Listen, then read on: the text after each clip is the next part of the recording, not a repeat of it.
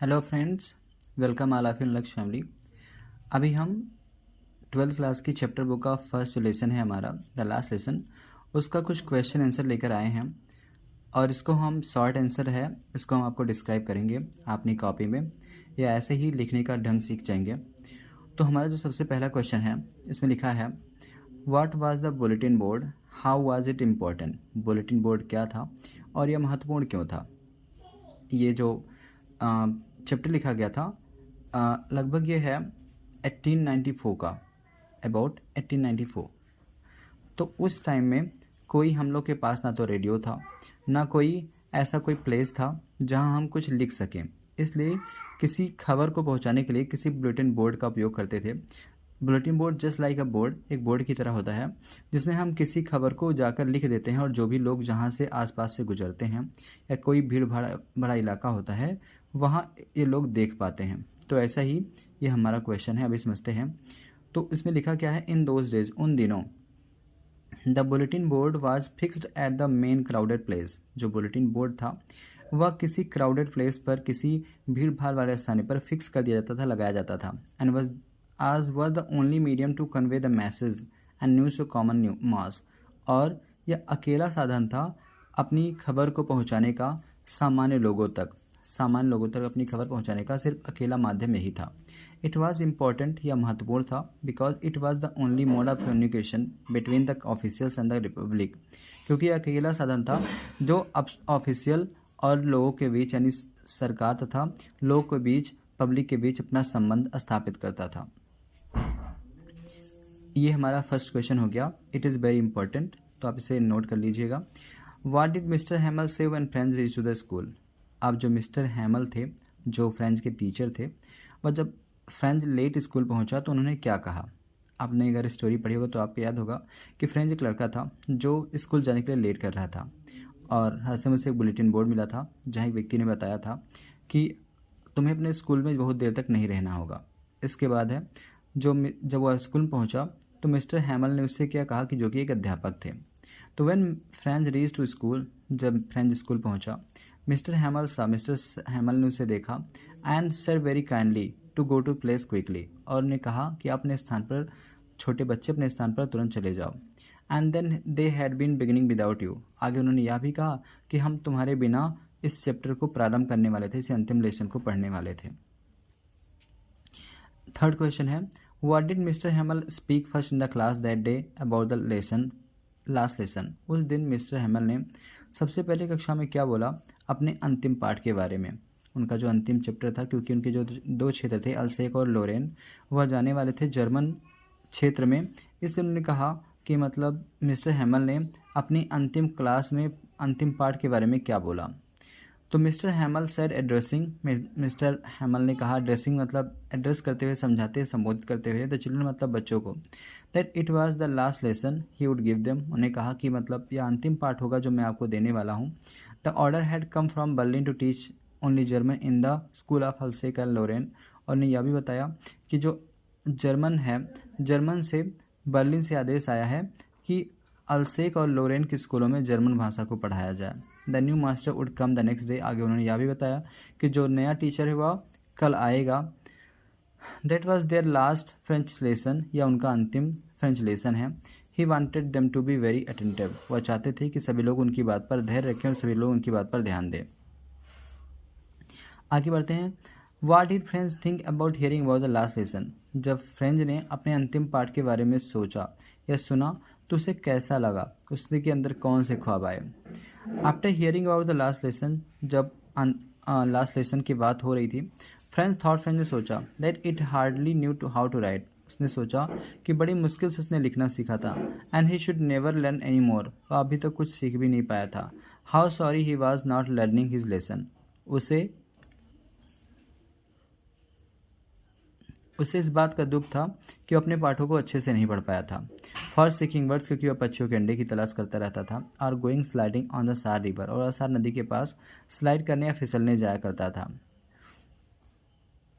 आगे बढ़ते हैं। What whom did mister हैमल blame for the ignorance in studies, why. Mister Hamel ने बच्चों की पढ़ाई में अज्ञानता के लिए किसे दोष दिया, किसे ब्लेम किया और क्यों। Firstly for the ignorance in studies Mr Hamel blamed the student. सबसे पहले तो जो पढ़ाई में कमी थी, पढ़ाई में कमजोरी थी, मिस्टर हेमल ने विद्यार्थियों को ब्लेम किया, दोष लगाया। Because they delayed the studies, क्योंकि वे अपने कार्यों को, अपने अध्यायों को डिले करते हैं, देरी से करते हैं। Then he blamed their parents, तब उन्होंने कि माता पिता को भी ब्लेम किया। Who preferred them to work on a farm और एट द मिल्स, जो उन्हें खेतों में या फार्म में किसी कंपनी में काम करवाना चाहते थे। And then he blamed himself too for giving them holidays, और बाद में उसने अपने आप को भी ब्लेम किया, अपने आप को भी दोष लगाया जो उन्हें बार बार छुट्टियां दे देते थे। आगे बढ़ते हैं। What did Mr Hamel say about the language and its important. Mr Hamel ने भाषा और भाषा के महत्व के बारे में क्या बताया। तो मिस्टर हेमल ने कहा that the French language was the most clear beautiful, जो फ्रेंच लैंग्वेज है वह सबसे अच्छी है। इन द वर्ल्ड, पूरे संसार में, द क्लियरेस्ट सबसे साफ है, द मोस्ट लॉजिकल सबसे अधिक तार्किक है। ही फर्दर से उन्होंने आगे भी कहा that they must guard it among themselves and never forget, उन्हें इसकी रक्षा करनी चाहिए और इसे कभी भूलना नहीं चाहिए। अब हम 7th क्वेश्चन की तरफ बढ़ते हैं। What did French think about the pigeons why. जो फ्रेंच था उसने छोटे छोटे कबूतरों के बारे में क्या सोचा। तो फ्रेंच सोच रहा था अबाउट द पिजन्स, तो के बारे में, कबूतरों के बारे में, that if they German would make them sing in German, क्या वे जो जर्मन लोग हैं उन्हें जर्मन भाषा में बोलना सिखा देंगे। ही थॉट सो, उसने ऐसा सोचा। When he heard the pigeons cooed very low on the roof, जब उसने सुना कि छत पर कुछ जो कबूतर है वह बिल्कुल धीरे धीरे हर्ड कर रहे हैं, मतलब सुने जा रहे हैं, मतलब सुनाई दे रहे हैं। अगला क्वेश्चन है, इन द लास्ट लेसन, जो हमारा अंतिम पार्ट है, name the countries who fighting and describe the content of the bulletin board. और ऐसे कौन से देश थे जिन्होंने मतलब युद्ध किया और उन्होंने उनकी खबर जो थी वह बोर्ड पर लगी हुई थी। इन द लास्ट लेसन, जो लास्ट लेसन था, French and Persian where fighting, जो फ्रेंच और पर्सिया के लोग थे वो आपस में लड़ रहे थे। फॉर द लास्ट 2 ईयर्स, पिछले 2 वर्षों से, all the bad news had come from the bulletin board, सारी बुरी खबरें उसी बुलेटिन बोर्ड से आया करती थी।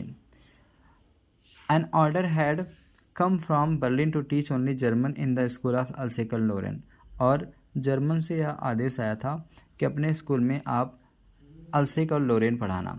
The German had put up his notice on the bulletin board, जो जर्मन थे उन्होंने यह सब कुछ बुलेटिन बोर्ड पर लिख दिया था। आगे बढ़ते हैं। What happened when church clock struck 12, क्या हुआ जब चर्च की घड़ी में 12 बजे। When the church clock struck 12, जब चर्च की घड़ी में 12 बजे, in the trumpets of the Prussians returning from their drill sounded at which Mr Hamel stood very pale in this chair. जब 12 बज गए तो जो पर्सिया के सैनिक थे वे लौट रहे थे अपने युद्धाभ्यास से, और उनके चलने की आवाज़ आ रही थी। ऑन विच हेमल स्टूडेंट, जहाँ मिस्टर हेमल खड़े थे। Very pale in his chair, मतलब उनका चेहरा बिल्कुल पीला पड़ गया था और बिल्कुल वह उदास थे। He tried to give his farewell words but choked, उन्होंने अपने फेयरवेल, अपना अलविदा बोलना चाहा लेकिन उनका गला रुंध गया, मतलब वे शांत हो गए। द लास्ट, जो लास्ट हमारा क्वेश्चन है, in what way according to Mr Hamel does the mother tongue save even the enslave people, मतलब ऐसा क्या है जिससे यह साबित हो कि आप मतलब आपकी जो मदर टंग है वह कितनी महत्वपूर्ण है और आप किसी दूसरी भाषा की गुलाम नहीं बन रहे हैं। अकॉर्डिंग टू मिस्टर हेमल के अनुसार, even if people are enslaved, लोग जब गुलामी करते हैं, their mother tongue which can believed that French was the a key to prison, वे लोग मानते थे कि जो एक फ्रेंच व्यक्ति होगा वही किसी जेल में जाने के योग्य होगा। एंड लॉजिकल लैंग्वेज, और मतलब कोई लॉजिकल भाषा का प्रयोग करेगा, तार्किक भाषा का प्रयोग करेगा। I in the word and wish that his countryman had given it more importance, और उसने यह इच्छा की कि जो उनके देश के लोग हैं उन्हें अच्छे से सम्मान दिया है, उन्हें अच्छे से रिस्पेक्ट दी है। अभी हमने फर्स्ट लेसन का जितना भी शॉर्ट आंसर था उसे कंप्लीट कर लिया है। मिलते हैं नेक्स्ट वीडियो में। धन्यवाद।